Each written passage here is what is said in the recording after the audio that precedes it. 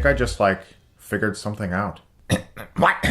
This sucks. Yeah, this really sucks. This sucks more than anything that has ever sucked before. The Disappointments Room was directed by DJ Caruso, who also made Disturbia, and stars Kate Beckinsale, and it's about a family that moves into an old house, and in the attic of this old house, they find a room, and this room holds a very frightening past, and when Kate Beckinsale stumbles into this room, some shit starts happening in their house and in her mind, and to be honest, I really don't actually know what's happening. The best way for me to describe this movie is to say that my favorite part of the entire experience was that I got to see it alone. There was no one in the theater, just me. So, that was kind of cool. Besides that, it was pretty much a living hell. The Disappointments Room is a movie that was made by Relativity Studios. This studio has since gone bankrupt, and a ton of films are now up in the air. This film was on the shelf for a long time, a few years. And I think a lot of the people involved with it were probably thinking, oh God, they're releasing it. Great. I'm sitting here right now struggling to locate anything positive to say about this movie, and it's really hard. Kate Beckinsale is an attractive woman, and the director of photography clearly has a professional career lighting films. This one is really bad, people. I struggled to comprehend how it was made, and I'm not exaggerating. I went to this movie and I was actually kind of excited. I like Kate Beckinsale, I like horror films quite a bit, and I like scary, creepy old houses, and so this movie had those things going for it. And I do like Disturbia, that's why I have the Blu-ray, so I was like, okay, DJ Caruso, this could be good. It's written by Wentworth Miller, who's an actor really well known for Prison Break. He also wrote the movie Stoker. Some of the worst films I've seen so far this year, movies like Norm of the North or Cell, these films at least have a beginning and a middle and an end, and it feels like you're watching a movie. I knew how long this movie was going into it. According to IMDb, it's about 92 minutes. I looked at my watch at one point and was shocked to discover there was 5 more minutes in the film. And it didn't even feel like it was over. In fact, it felt like nothing had happened. Because nothing happens. This entire film makes no fucking sense. The husband character in this film I found insufferably annoying. At one point, someone asks him what he does for a living, and he says that he plays Xbox and takes naps while he watches his wife work.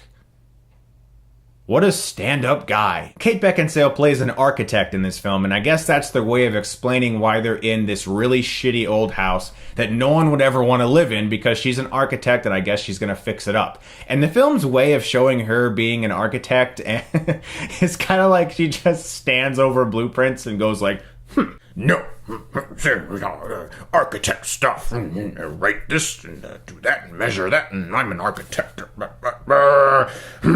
It's one of those movie jobs, where it doesn't fit the character, it doesn't feel real, it doesn't feel like it's natural or authentic at all, but the writers needed that to be in the script so that they could get the characters to do the things they want them to do in the movie, and it's atrocious. This entire film honestly feels like an amateur movie, and I know it's not because it's directed by DJ Caruso and it's written by Wentworth Miller. These are not amateur talents.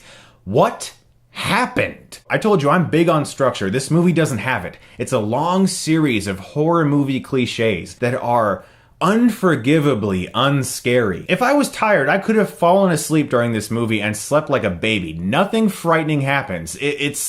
It's actually unbelievable this movie got made and is released in theaters. It's not scary. There are no characters in this movie. There's a very poor attempt to weave a tragic backstory into these characters' lives that has nothing to do with the horrific elements of the film. Which, spoiler warning, you don't have to see this movie. Just don't see it. Keep your money. You deserve your money. If you have money, you keep it. You put it in your wallet and you don't give it to this film. So I'm going to spoil some shit because it has to happen. It has to. I'm sorry. Kate Beckinsale basically realizes that she's living in a house that has a disappointments room up in the attic. A room where the former tenants many years ago put their deformed child because they were disappointed in this child because she wasn't perfect. This is apparently a real thing in history because parents were barbaric or something. I don't know. None of this is harnessed into anything that is actually frightening in this movie. The horrific elements of this film, the film's title, The Disappointments Room, the entire thing surrounding all the marketing of this movie, this room that we're supposed to be so scared of,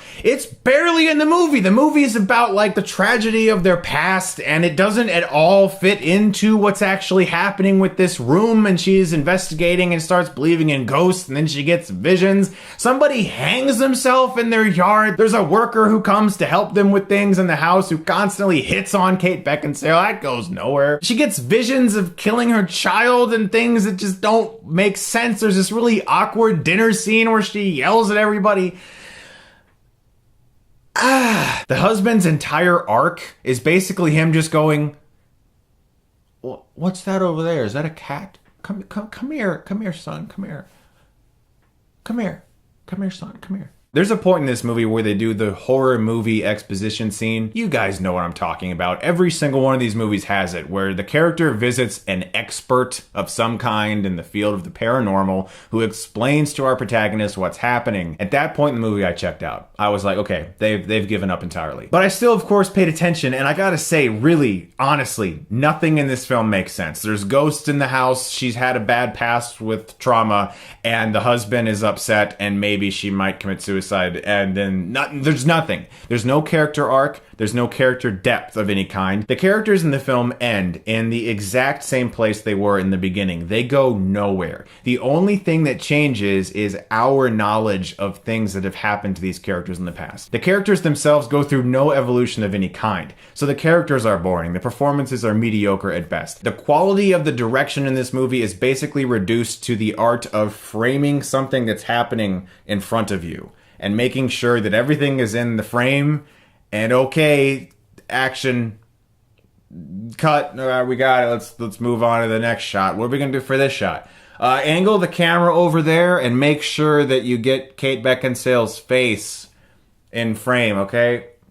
Where's the hookers for later? I really don't feel like going on anymore. This is one of the worst movies of the year, easily. It's one of the worst horror films I've ever seen, and I've seen a lot. The Disappointments Room, of course, gets an F.